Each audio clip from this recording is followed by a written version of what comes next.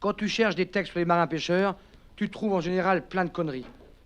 À la page 283 d'un ouvrage fondamental destiné aux enfants des cours moyens CM1 et CM2 de l'enseignement public, tu trouves un texte qui s'appelle Le marin pêcheur.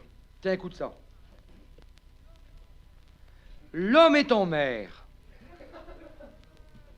Ah, disait le vieux Zeph. Nos femmes croyaient qu'on était en mer. Nous, on était au SQNU, j'avais les poules à La Rochelle.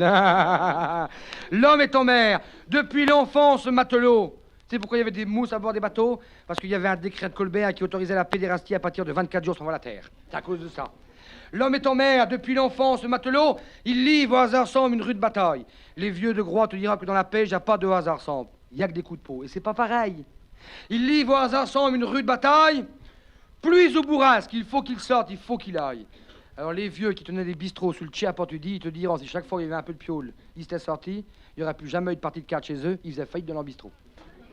Pluie ou bourrasque, il faut qu'il sorte, il faut qu'il aille. C'est pas pourquoi? Car les petits enfants ont faim.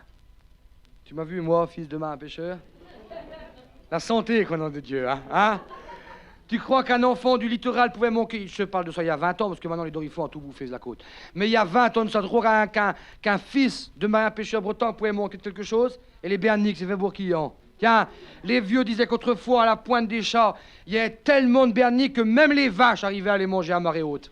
Pas n'importe quoi, ça, quand même, hein? Car les petits-enfants ont faim. Écoute bien. Il gouverne à lui tout seul sa barque à 4 voiles. T'imagines tout seul sur les baleiniers de Nantes, tu vois? Choc, lac, tout à bord en même temps. Même Cola, il peut pas faire ça, il me met un gyrocampa dessus. Pas n'importe, hein? Bon. Il gouverne à lui seul sa barre à 4 voiles. Sa femme est au logis.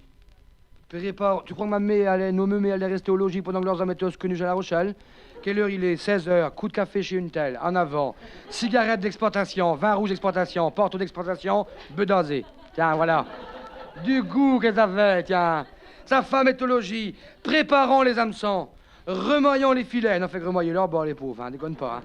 Surveillons là d'où bout la soupe de poisson. C'est quoi un truc de rifort? Chez nous, on fait la cotriade. Et c'est pas pareil, hein. Puis, prions Dieu. Un mec qui a toujours cherché à boire des bateaux, il n'a jamais trouvé. Hein. Un coup de mauvais temps, c'est ça qu'il est celui-là. Bon. Sitôt que les 5 enfants dorment, ça ne dort jamais, les petits, ça fume des galitus dans le lit, un gros nuage.